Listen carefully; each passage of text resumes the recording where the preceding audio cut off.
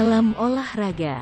Kembali lagi di AHM Channel. Sebelum melanjutkan menonton video ini, mohon dibantu subscribe, like, komen, dan share-nya untuk mendapatkan video-video terbaru selanjutnya. Terima kasih. Semoga Tuhan senantiasa membalas kebaikannya.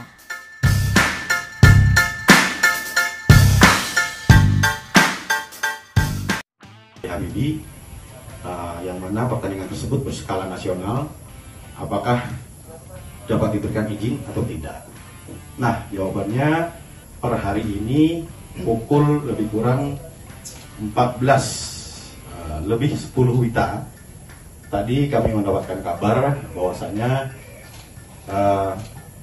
Stadion Gelora B.J. Habibie dapat melaksanakan pertandingan dengan syarat tanpa dihadiri oleh penonton. Oleh karena itu, dapat kami sampaikan pula bahwasanya besok pada tanggal 14 Januari 2022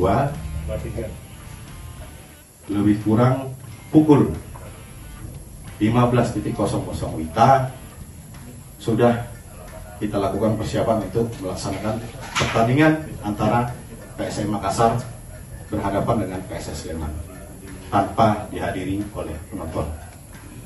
Demikian, jadi kami menghimbau kepada seluruh supporter PSM Makassar untuk tidak memaksakan diri hadir ke stadion karena pertandingan dilaksanakan tanpa kehadiran penonton.